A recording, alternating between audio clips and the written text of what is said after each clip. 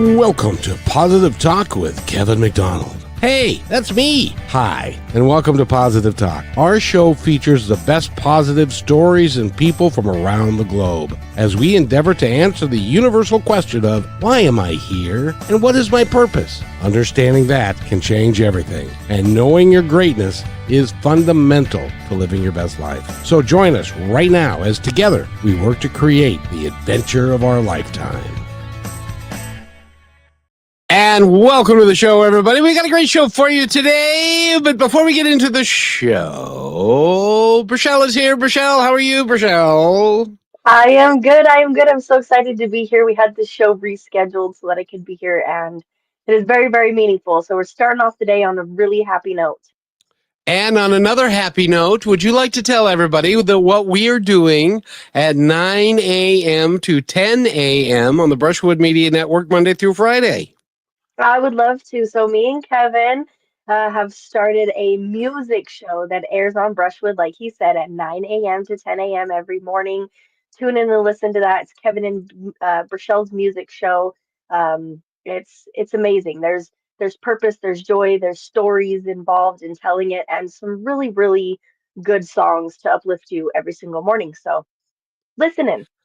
And the name of the show is called Greatest Vibes Unplugged, right? Yes, that is correct.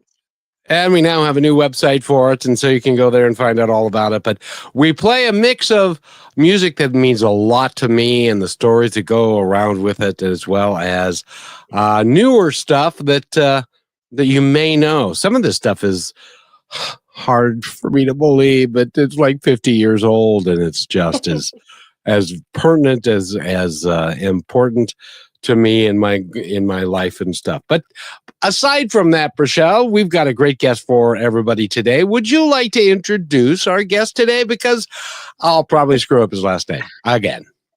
Yes, no, we have Gerardo, and I didn't practice this beforehand, so I'm going to let you take your last name, Gerardo.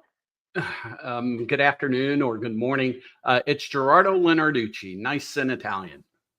Linarducci. Yeah. There you Yes, go. I Even love that. spoken with the hand. There you go. Yes, yes. He gets in, he's got the moves, and I've got the sounds, but we're Yeah. very, very happy to have you here today. You do incredible things. You're an author, a coach, got a website, icandoit.com. If you want to go check that out, it's all about fitness and really just being healthy. And that's what the whole purpose of the show is to provide. So thank you for being here. And I'm excited for this conversation.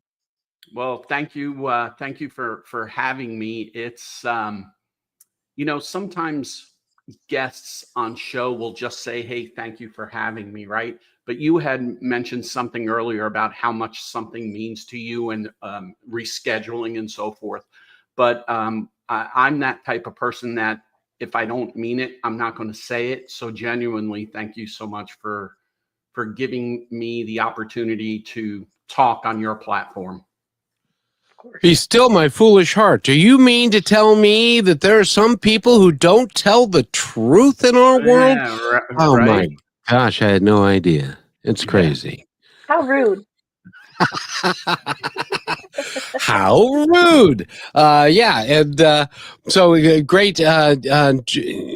Gerardo, correct? Gerardo? Yeah, you know what? Let's just make it simple for everybody. Just call me Gerry. How about that? No. Your mom wants Gerardo, so that's what you'll be called on this show. All right. I appreciate it. We value mommies, and mine is past now, and I still value her immensely. So, and but tell us a little bit about yourself, and I know you at one time, not too long ago, had your own podcast.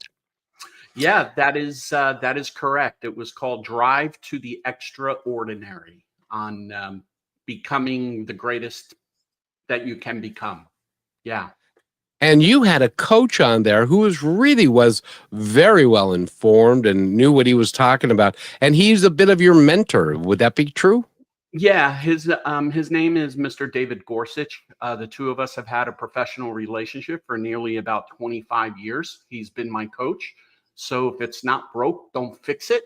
And Mm. Not only are we professional acquaintances, but obviously a very, very strong friendship developed through that period of time as well.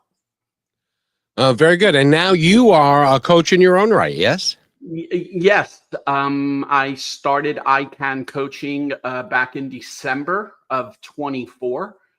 It was just time, and here we are, and I'm having a blast with it. Oh, So good. explain icon coaching. EYECAN. So I I can. um, Okay. EYECAN Coaching. So the children's cartoon of the little engine that could, right? I can do it. I can do it. I can do it. So many individuals never reach their true potential because of something in their mind that is keeping them back, paralyzed from chasing it.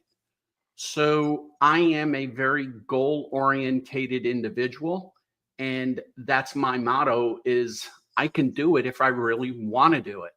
And that's how I came up with the name of EYECAN Coaching. Beautiful. That's awesome because you can or you can't. It's all up to you. If you say, "Oh, I could never do that," well, guess what? You could never do that. If Yep. you say, "I can do that," you may not be, I don't know, Tony Robbins, but you can still do whatever it is you choose to do and what's in your heart to do. That's one of the premises of the show is that, and so as you developed over time, was there a moment in time for you when you said, you know, I really would love to know what I really want to do and why I'm here and what my legacy could be and how I can contribute to the world? Was there a moment in time or did that kind of just evolve over time? Well, actually, the moment in time was about 15 years ago when I started putting together my contingency plan or my backup plan with my financial planning business. And the goal was always to never retire from that business because it wasn't a job. It was actually, I couldn't wait to get up and just have conversations with people and help them and explain things that have never been explained to them before to achieve their financial goal. So I always wanted to do coaching and motivational speaking ever since 2001. And it was after 9/11 where my life changed. So having grown up in New Jersey or across the river from New York, look outside my mom's bedroom window and you could see the old skyline of New York City with the twin towers on a clear clear day. And when you go back and look out that window and those buildings are not there, that's one thing that everyone says. The majority of individuals let's just talk here in this country, did not have a relative inside those towers. I not only I did not have a relative, but I had a best friend who passed away in the towers. And you start to begin your journey of life a little bit differently when you start to think and view things differently, aka the skyline. So for me, when I spoke to Tina, my friend's John's wife, she said to me, Gerardo, I can still feel the kiss on the cheek. I still see the coffee cup on the counter, and the back door cracked open because he walked out the back door to go to the garage. Those He painted a picture, but for me it was more than a picture. It was a human being that no longer exists. And it was a human being, a loving human being who not only was my best friend, but who cared for his wife and his children. And I said, that's where I don't want people to take the thank yous for granted anymore. And that's why I always say, for me, it's humbling when people want to give me of their time because John's time was taken away on this earth. Mm. So does that help a little bit? Oh, that helps a ton because you know, that is one of those in my life anyway. That is one of those days that you will remember exactly where you were when you heard that the towers were under attack. It happened to be my birthday, and we were in my. I had just gotten up, and we have a radio, and the a particular radio station was playing, and they said, we don't often say this, but you might want to turn on the television right now. And then I spent the day watching the Twin Towers. It was surreal. And then to go outside Yes. and not hear any planes anywhere, any jets at all, because everything had been grounded at that point and stuff. And you know, your friend John went to work that day like he did so many other days. He had no earthly idea that that was going to happen. And that's kind of how life works, isn't it? We're here Yeah. and then we're not. And we don't get a great big say on when that happens, unless Or we do how. something stupid. Yeah. I'm sorry, Michelle, go ahead. No, I just meant like even or how. It's a good point because we get in this stagnant place. I have Yeah. to admit that I've kind of been on a rage about this lately, and I'm so glad we're talking about this. It's insane because over the weekend I went through something. I I am in a different mode again. Like every week I'm changing and I'm evolving. But this week was a little bit different because it was focused on my time. What am I spending my time thinking about and doing and feeling and all these stressors, and we use all these little things to keep us. I've been talking about being present, and I think that's so good, but you have to be so careful about what you're being present for. Yes. Not present for the bills that need to be paid and the I have to do this and I need this and I wanted that. It's go outside and take a breath of fresh air and count to 10. Yeah. It's those kind of present things. And as you're talking about time, it's critical because it's something that we hate and we try to defeat, even though we will never control it, rather Correct. than to kind of just I want your perspective on surrendering and what that means. And if you had a moment in time where you finally surrendered and then realized that by surrendering you had full control. Yeah, so it's interesting. Surrender is a very, very powerful word, right? And that Right. surrender all is based on an individual's interpretation. So Hmm. is it surrendering and just giving up physically? Or is it surrendering, giving up faithfully? Is it surrendering that you just give up? You're just exhausted, tired. When I hear surrender, how bad did you get beat up? Did you get thrown off the top rope? And then not only, that, and then you had something slammed on you from AKA wrestling, right? You don't know how much stuff is going to be thrown at you. And then also you surrender, but the beating continues. So just because you may give up does not necessarily mean that whatever you're going through in life is going to stop at that point, because you Yep. can't control some of the things that you want to surrender. So it is a very, very powerful word that all boils down to an individual's mindset. So having, as we speak, I just got home from Florida yesterday. My father, who is 92, who is in hospice. So I flew down there 2 weeks ago with the intention of just wanting to stay there for 7 days. I wound up staying there 14 days. The reason is time, right? I want Yeah. to spend that quality time with my dad, taking him in the wheelchair and around the block once, or just joking with him. Those are the times that we're never going to get back. And if I have that opportunity, I want to take advantage of that commodity, which is so important, of time. And time Valid. is a very important thing because you can't change what happened yesterday. I don't know if you know that, Geraldo, but Real. No, nope. that's good, Kevin. You can't change what happened yesterday. And so if you can control to a limited sense what happens today. And that's why, and Rochelle doesn't even know this.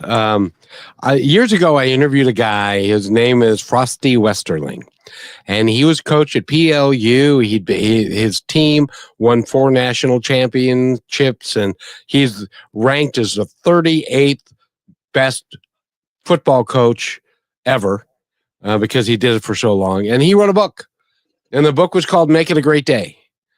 And so I'm now on a mission that today is the only day that you've got. Yep. Yesterday is gone. Tomorrow may never come. So make it a great day. And you have that ability and that choice to make it a great day. That's part of my. What do you think?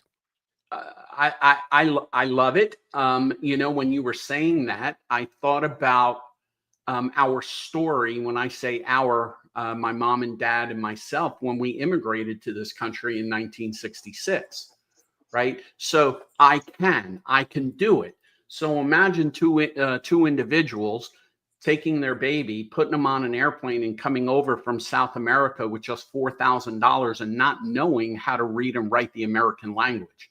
That's a disability, not a physical disability, but a disability because of the lack of communication between humans. But yet with persistence, with suffering, with commitment, my dad did it. So for me, it's not that I put my parents on a pedestal about retiring at the age of 62, where Americans can't even retire at the age of 70 here. There has to be a little secret somewhere in that sauce that got both of my parents to accomplish that. And by their discussions with me, it was all about commitment and the desire to do and leave something more than what they had when they were growing up individually. And those are the types of conversations that I find having with my dad at this moment, and my mom as well. Now, what part of South America did you immigrate from? Yeah, so I immigrated from Uruguay, Montevideo, Uruguay. So during World War II, Uruguay was one of the countries that was accepting Europeans that were dodging the draft, and my dad was one of them. And that's where he met my mom. So my dad is Italian, and my mom is from Montevideo, Uruguay. And that's where I was born, by the way. That's quite a combination, those two. Yeah. It's quite common, though. But yeah, it is a combination. Well, I know we need to take a break here, but you said 2 words that I think are huge. You mentioned suffering and commitment. Yep. And I want to bring a little bit of light to that because a lot of people think of both of those things to be more of a negative. Mm-hmm. And I want you to shed some light on that subject. So I'm going to let Kevin take us to break and give you a moment to think. Great. And we will be right back. Thank you, Rochelle. I totally lost track of, dare I say it, time. We'll be right back. You became a real estate agent for freedom, success, and real momentum. So why are you still stuck waiting for closings to save you? I'm Ophir Adar, founder of Real Momentum, and I help agents like you become 7-figure earners. My first client that I coached, brand new agent, made $250,000 back in 2006. What's the secret? You feed your white wolf. That's the part of you that's bold and unstoppable and a closer and able to build rapport quickly. So click Get Listings at Real Momentum and let's unleash your real estate potential. And welcome back to Positive Talk with Rochelle, the dancing one there, and me. And we're talking with our guest, Gerardo Linarducci. Linarducci, just like you see it. That was actually a little hard for me. I'll admit that. I've gotten it my entire life, so I'm used to it. It's all good. And he is a coach. He's also an author. He's got a new book that came out that we're going to talk about here in just a couple of moments or two. And he's also got his website, which go to his website to find out more information about him. And the name of the website is ICanDoIt.com. That's right? Absolutely.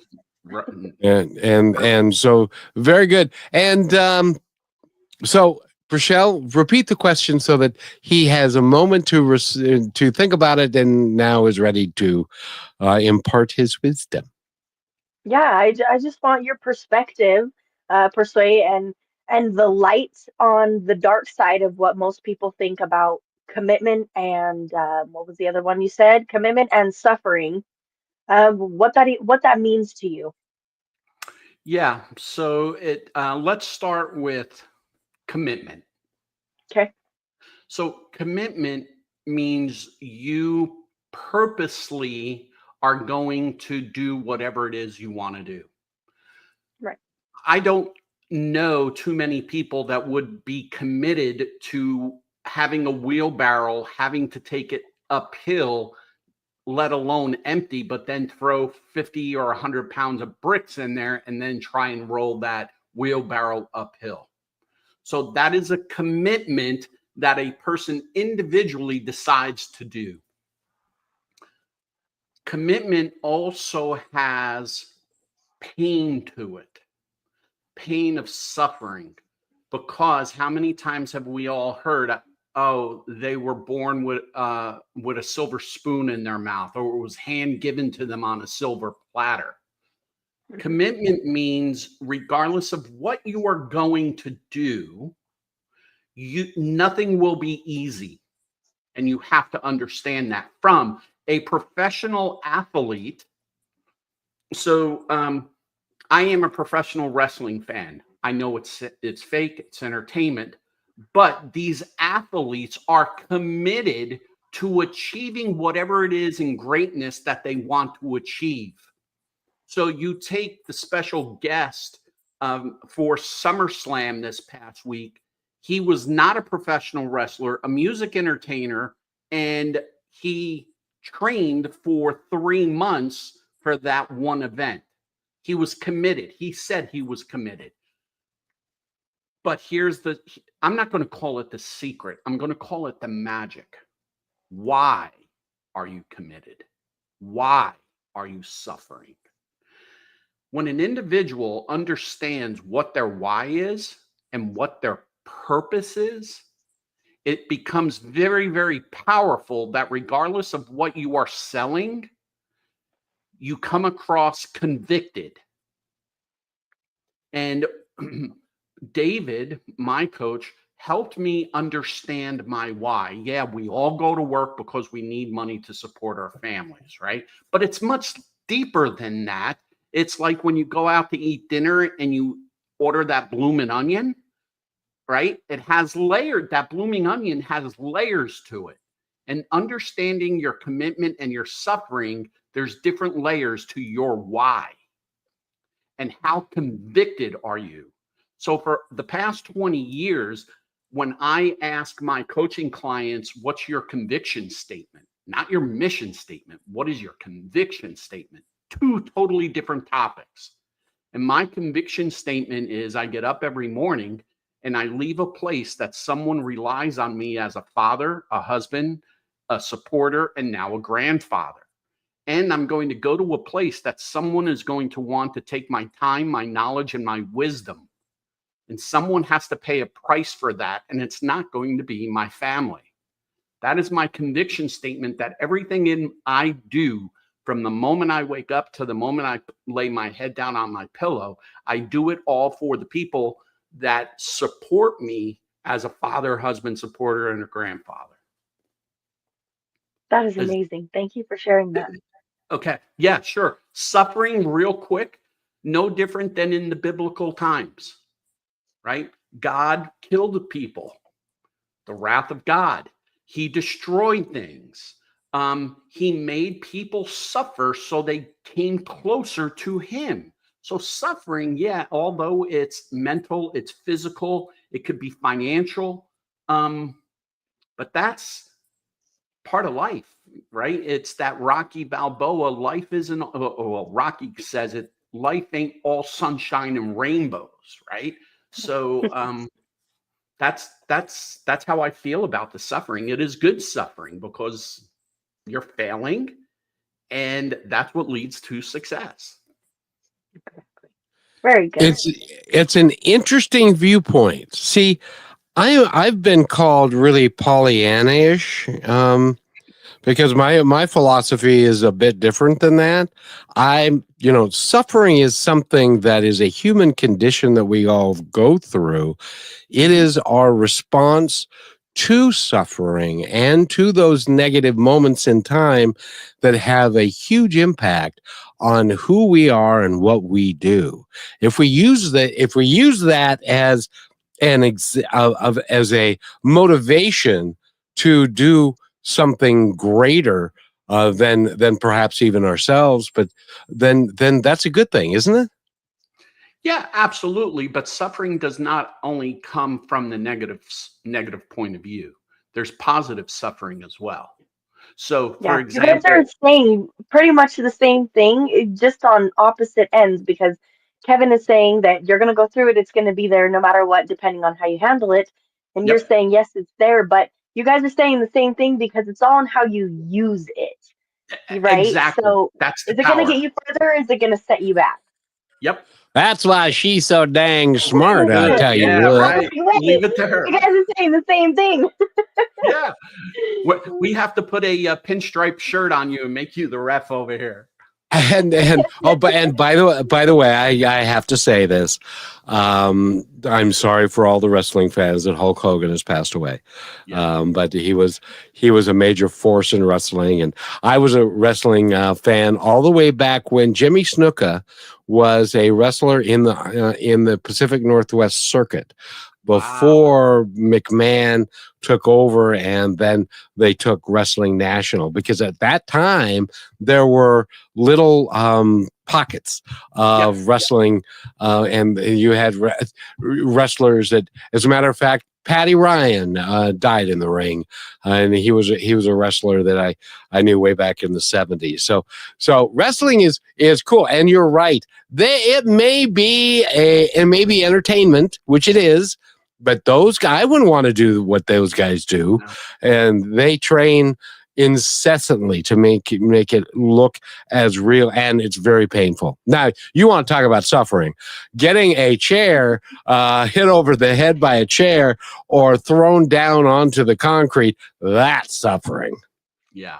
No, it's I could have a whole nother show about wrestling in the old school days, with Jimmy Snuka, Don Morocco, Jimmy Hart. I could write a whole book about my relationship with professional wrestling back in the day. Yeah, and Jack Briscoe and all just so many of them, Dutch Savage, and they're just so many. They were bigger than life, because that's the life they chose to lead, and because I almost became a wrestler myself, but I thought I was too small. But I'm glad I didn't, because I wouldn't be here now. Yeah. But It was interesting. Yesterday, CM Punk said something. I'm on the road 365 days a year for 10 yep. years. That's suffering from home, suffering from the family life. And, the only way you can ever understand that is try traveling alone for 10 days from city to city to city, checking into hotels, not having a fresh meal. Everything is fast food, and you don't know what time you're being picked up. You're on a schedule. Those, I call that suffering. So, but I call that magical. I was a traveling salesman I sold dead dismembered chicken for a period of time, and I would travel around the country and stuff like that. There's a great deal of freedom if you've got somebody else's credit card that you are putting down for nice hotels and good food and all that. Anyway, but the same way, and in the same example you both just gave, it has to do with commitment and purpose. Yep. exactly. Absolutely. I don't remember the time, but the purpose for me when I read Rick Warren's book, The Purpose-Driven Life. So that book, the difference that book made for me and helped me understand is we are all born with purpose, and that purpose also comes with talent. And that's why coaching is so important. We all know that Tiger Woods was born with God-gifted talent, but it took another individual and other individuals, coaches, to draw that talent out of them. And my experience has been is people have not discovered what their purpose is, thus not discovering what their natural talents are, thus just living a life of 9 to 5, Monday through Friday, and accepting life as it is. Yeah. Well, and he did have a gift, but he had to work for that as well. Yes, He had competitors that made him better. yes. And that's it. I'm not a DIYer because I understand to stay in your lane. And in my coaching program, Rochelle, I would ask you to send an email to 5 of your friends, closest friends that know you best, and ask them what your best quality is. Know what you are good at, and then do what you are good at, and let everything else fall into place. And now you understand and you know your purpose, and you are like a horse in a race with that blinder on, just going and going and going. And if you are committed to it, I can do it, you will achieve it. It's almost like manifestation. Completely. Yes. And that is so true. And by the way, Rochelle, we're talking with Gerry Linarducci. Linarducci.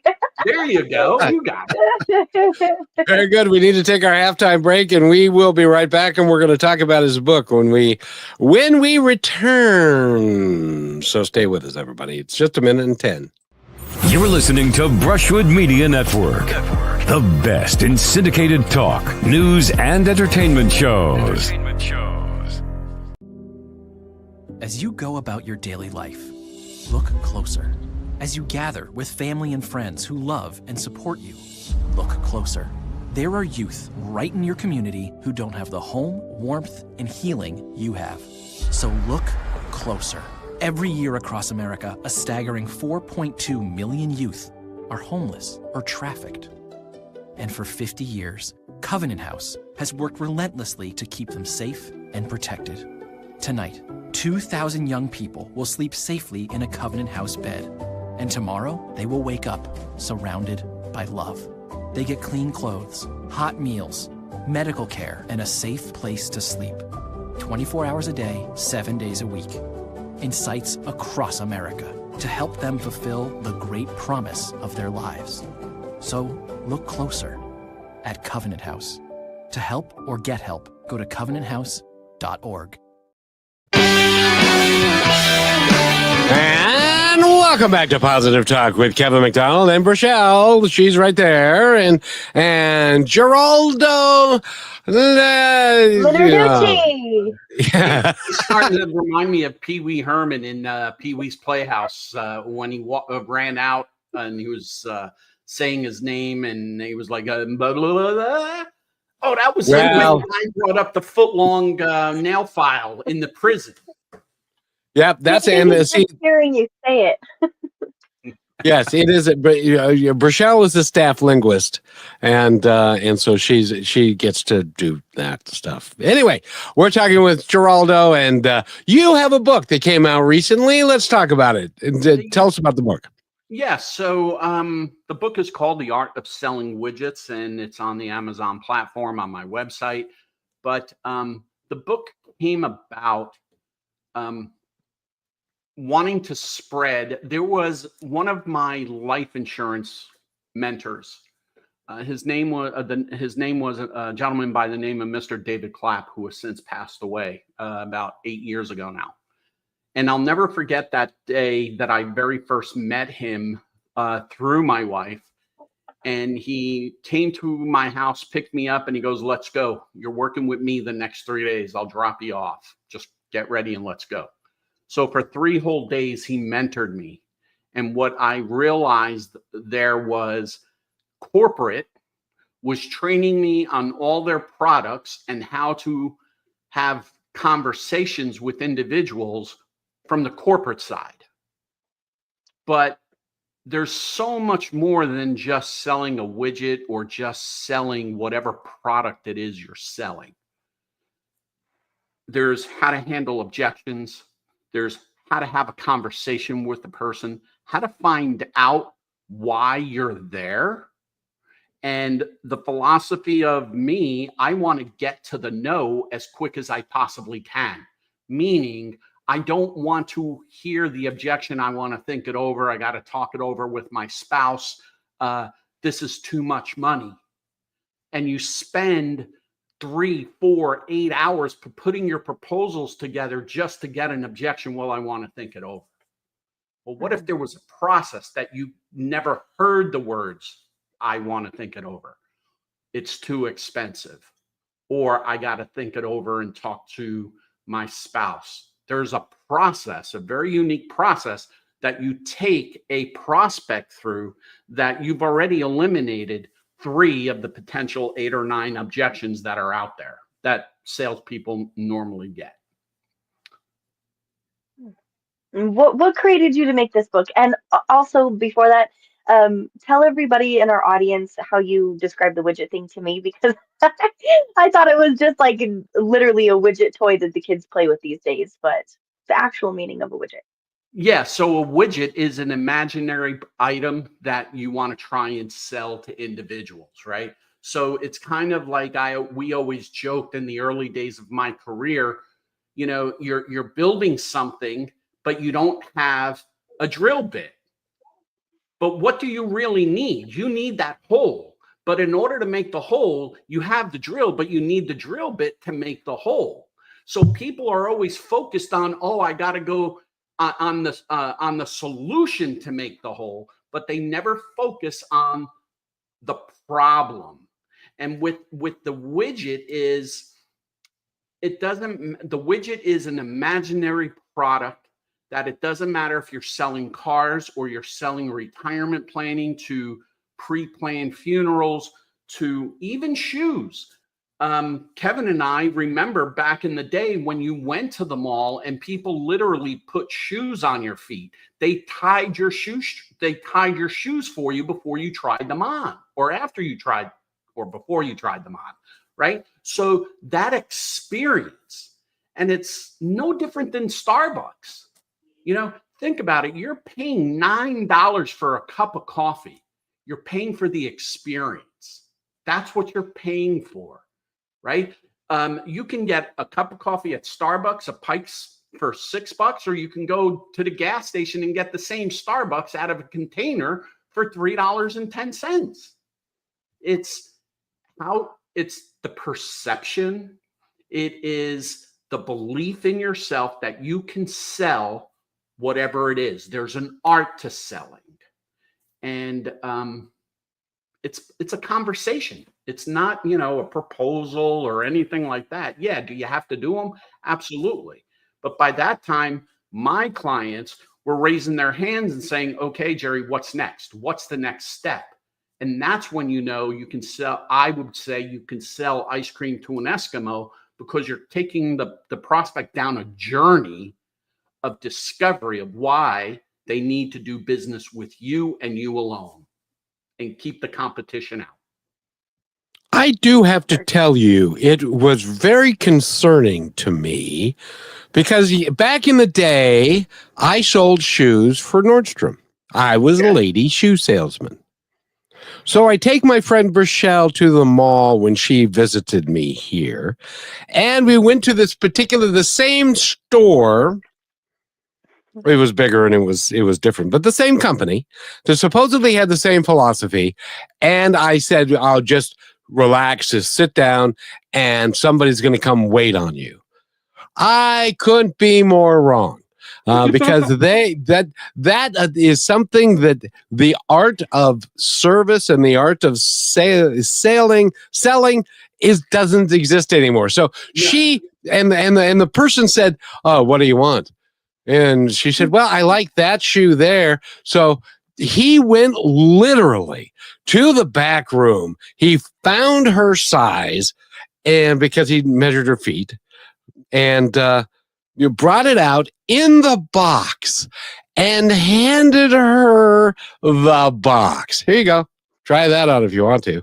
It's like, okay, where did the art of customer service go to? Where did the art of I can help you find exactly what you're looking for? And by the way, she might have bought 2 pairs of shoes had he done that process. So it's all changed, Geraldo. I can't figure it out, but them's days is gone. Yeah, and it's only getting worse. Like, I refuse to go to a certain burger place because I want a human connection. I don't want to press buttons on a screen to order my food, right? And the same thing. For me, it all started back in the airline days in the mid '80s when they had their kiosk machine. And now you go to the airport, you're literally doing all the airline work. The only thing you're not doing is putting your bag on the plane, right? You're buying your own ticket. You're selecting your own ticket. You're paying your own seat. You're prepaying for drinks. You're prepaying your bags. And when you get to the airport, you're even putting on your own bag tags. It just blows my mind. And yet we all sit and complain, but we're accepting this change. So we have to change our mindset. And that's why selling today is going to be so much more important in the future, because humans want the human connection of feeling good when they make a purchase about something, not just ordering it and then having to go to a department store to drop off and wait for a lady that had 6 returns because of whatever reason. It's crazy. It's crazy. And I'm so glad both of you brought this up, because it's crazy how I've seen, specifically people that are younger than me, but any 25 to younger, a lot of older people, I've heard them say, well, this new generation, they're rude and they're ignorant and this and that. We still will hold the door and compliment, but when I went to Nordstrom with Kevin, he looked confused. And I'm just like, yeah, whatever, I'll ask somebody I will walk up to and I will let you know I need some help. I looked at this, I've made a decision, can you help me? And it was funny because I'm walking around, I'm still looking at other shoes. Kevin sits down, he's like, come sit next to me. And I'm like, okay, we're just sitting there. And I'm like, why are we sitting here? Like, I want to be up on my feet, and he comes and he hands me the box, and Kevin looks at me and he looks at the other dude. He's like, okay, well, put them on, I guess. And now it's registering in my head that it's really just a lack of knowledge. And it's so hard to be upset with the younger generation because they don't know. They literally don't understand. It's not in their brain. And they're not meaning it disrespectfully, but even in conversations, when you hear somebody older that's like, are they going to help me, or am I just going to sit here and wait? And then the newer generation, it's like, we're up on our feet. We're trying to find somebody to help us. And so it becomes this huge space of patience doesn't really exist, and I've noticed that in some ways, the older and the younger generations have patience in completely different ways in different situations, just based off of the ways things were kind of passed down. But I mean, it'd be so cool if somebody were to actually put my shoes on and tie them and do those things, and it would be weird for a generation like that's coming up and involved, because we're like, oh, I got it. I'll do everything on my own. I don't need nobody. Right. But to think about how it was to accept so much help. That's not something that you really see even people respond well to, is, hey, let me help you. Oh no. What do you think, I'm weak? I can't handle this just because I'm young. And then there's that pride that gets stood up. So that example brings in so many things into play that have gotten lost. And it all just has to do with knowledge. It's not, there's not an awareness to it. Exactly. And that changes your persona for the day. It changes how Exactly. you feel internally. And that's why Mhm. I wanted to write the book, is I wanted salespeople to truly understand that it wasn't because of the lack of training from the company, but did you really believe in yourself? Were you committed to yourself to wanting to do sales? Salespeople get paid, advisors get paid like advisors. And I'm not knocking the school system and the educators, but teachers get paid like teachers, or barbers get paid like barbers. So if you want to have a good financial income, you're going to have to commit to do things that unsuccessful people are not willing to do. And I interpret it that the successful people are the ones who do what the unsuccessful people are not willing to do, regardless of what it is. Jump outside that box. That's it. That's it. And more importantly, not just jumping out of the box, but having the guts to do it, right? It's kind of like bungee jumping. I want to go bungee jumping, but I don't have the guts to lean over and fall. I don't know if guts has anything to do with it. It has more to do with the fact that I don't want to die today. No, but I would jump. yeah, that's a She little. when I was her age, I would jump, but now at my day, I can just see body parts falling off as I'm falling through the air. That would be because they're not attached very well anymore. Anyway, we're talking with Geraldo Linarducci thing, Right. I think. Linarducci. And we need to take our breath. I want everybody to pay attention to this. This is something that we created, and I want Geraldo's opinion on it when we come back. The strength of staying kind from your friends at Positive Talk Radio. Kindness is not weakness. It takes real strength to stay kind in a world that often rewards anger, ego, and control. Being kind means choosing to act from your values, not your wounds. It means showing grace even when no one's watching. But kindness doesn't mean being passive. It doesn't mean letting people take advantage of your time, your energy, or your peace. You can be kind and still say no. You have a soft heart with firm boundaries. The strongest people I know are the ones who choose compassion without losing themselves. They've been hurt. They've been tested. And still, they choose to love and lead and to lift others anyway. Kindness is not about pleasing everybody. It's about honoring who you are and how you treat others, even when it's hard. So stay kind, stay human, and stay strong. And always remember this: be kind to one another because each other's all we've got. And welcome back to Positive Talk. Well, young man, what did you think of that? That was pretty powerful. What I was thinking is, why can't we all just get along and sing Kumbaya?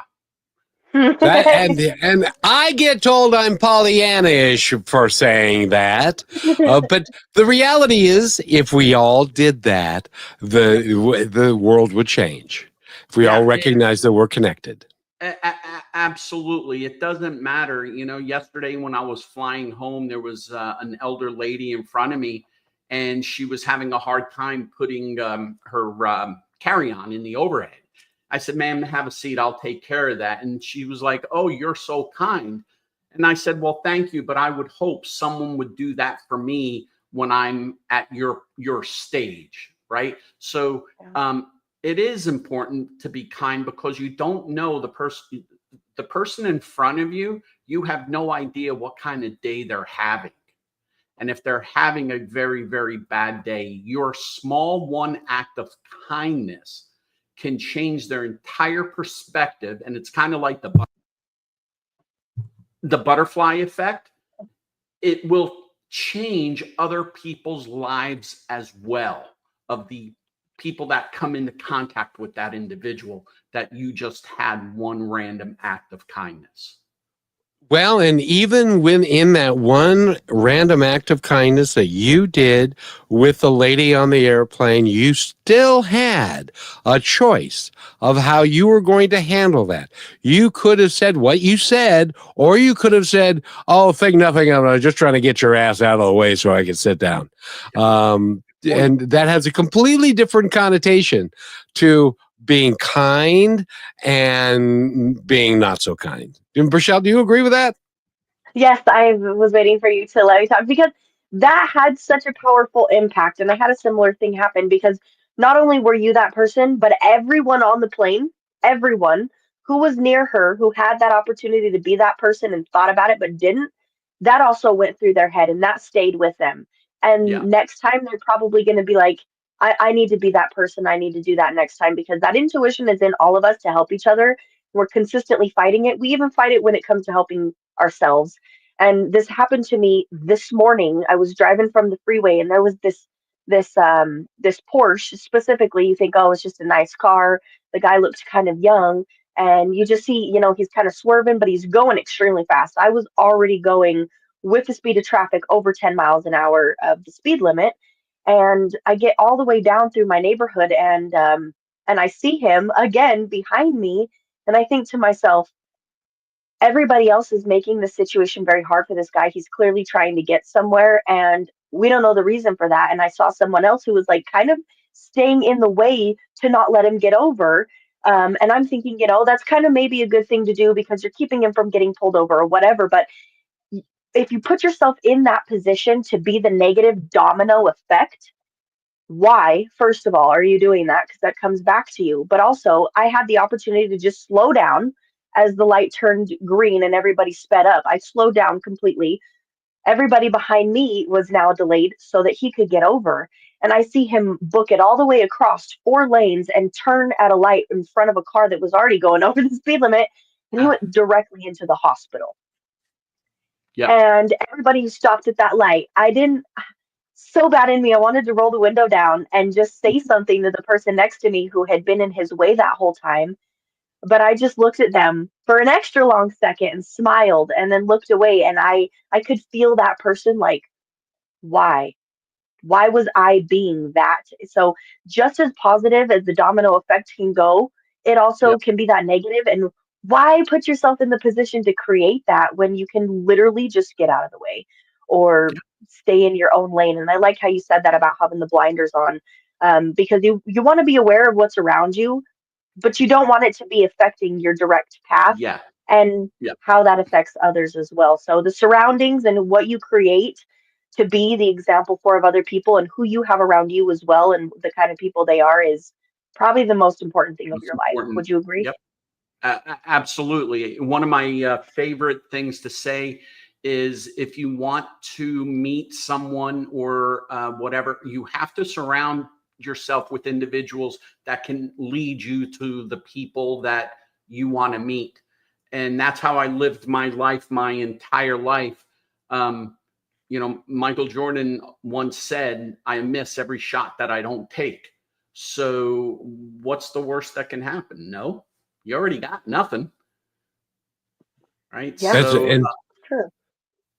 and please, for those of us or those folks that would like to be a sales person but really don't know how, there are two things I would love for you to discuss real quickly. One is the art of cold calling, and the other one is the art of listening.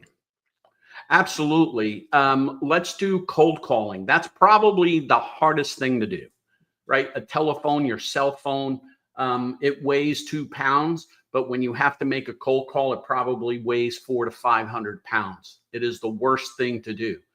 So the mindset there is you have to understand they're not saying no to you personally because they don't even know you. That's a cold call. So you have to take the rejection and understand it's not against you as an individual, right? I'm sorry, Kevin, what was the second one? The art of listening. Listening. Wow. That famous saying, God gave you 2 ears and 1 mouth for a purpose. Listening is so powerful Because if you listen, it's the person's tone, it's the purpose, it's the way a individual can give you information you're not even asking for. Because if there is a connection between advisor and prospect and it comes together, that prospect begins to trust you and starts handing you over their golden keys to their wealth. And when you have that trust built, it is unbreakable. And that's a gift that I have worked on, a talent that I have worked on, is listening to those individuals. What was their body language like? What was their what was the spouse's reaction? You can also listen with your eyes on the reaction of a spouse's comment. Well, she didn't like that comment, or wow, she agrees with her husband. So now I know the two have to be on the same page for me to have a greater success at closing this deal. Right? So yeah. That's how I interpret it, Kevin. Well, and the other one is I get a lot of pushback these days, 'cause I'm a little older and I was a sales guy back in the day, and I get a lot of pushback that says, no, let technology do the work for you. Set up your website, have a PayPad, and or a PayPal or pay on your website kind of thing, where you list your services and then tell people, go to my website and you can buy anything you want. That doesn't work. It doesn't work. It's building relationships through listening to what they are actually saying, not what you think they're saying, or as they taught me in school a billion years ago, to be prepared to handle those objections. So when they're done talking, you can handle their objection and tell them why they're wrong, but you may not have even gotten the reason that they're talking to you, or because you're not listening to what they're actually saying. Yeah. People do not want to be sold, right? Nope. So I've already have it. I'm all taken care of. I teach my selling clients, Mr. and Mrs. Prospect, thanks for seeing me today. I have 20 minutes, as I promised. Why are we here today? Why are we here? Why now? Why me? And how do you expect me to fix it? There's no magical question. It's a conversation starter. And when the conversation starts, well, we want to, save money for our kids' college, but we also want to pay off our house. We live on a very, very tight budget. Well, I start hearing things. These are pain points. So how long has it been a problem? What have you done to fix it? Have you reached out and spoken with anyone else? What is causing you from moving forward? And those are all questions to handle the objection before the objection comes. So if I know that you're working within a tight budget, I have to be conscious about that. If I know that your two business partners are not on the Zoom meeting or in the meeting in person to make a decision, how are we going to handle when it's decision-making time and your other partners are not here and they're going to say X, Y, Z? So, Kevin, let's pretend your two partners are here. We go through with the meeting and you really like it. How is that going to be handled? So I'm trying to figure out the entire buying process. Mr. and Mrs. Prospect, is there anything before we start planning this process? Is there anything that can keep you from wanting to move forward? And what do I have to do and say to earn your trust to hire me as the guy to fix whatever solution whatever problem we're trying to solve? And Geraldo, the name of your book again is The Art of Selling Widgets. The Art of Selling Widgets. We've run out of time, Rochelle, and I want to thank you and honor your time. But your website again is I can do it. I'm sorry. I can do it.com. And if you can do it, we all can do it. Anybody can do it. Anyway, it's great to have you here. And Rochelle, I got to tell you, you were dynamic today. Hey, thanks. I also think that we've got to have Gerardo back on because we have a lot more to talk about. Yeah, we do. I am. You just really blew me away. You really did. I wasn't expecting to hear that. And you tell me when, where, and I'll be there. Okay. I'll leave that in her capable hands. But we've just touched the surface of human to human relationships, and selling is one of the biggest things that most people say, oh, I can't be a salesman. I don't know how. I would never do it. And the fact is you could if you chose to. Geraldo, thank you so much for being here. And again, go to his website again, which is I can do it. iCanDoIt.com. Perfect. And thank you, everybody, for paying attention and for listening. This was a great show. And thank you, Rochelle. I'm still blown away. Thanks for listening to this episode of Positive Talk with Kevin McDonald. Our purpose is to provide everyone with a positive, entertaining, and educational experience. I would love your feedback and comments about the show, including possible topics and great guest suggestions. Please email me at kevin@kmmedia.pro. And remember, be kind to one another because each other's all we've got. That's Kevin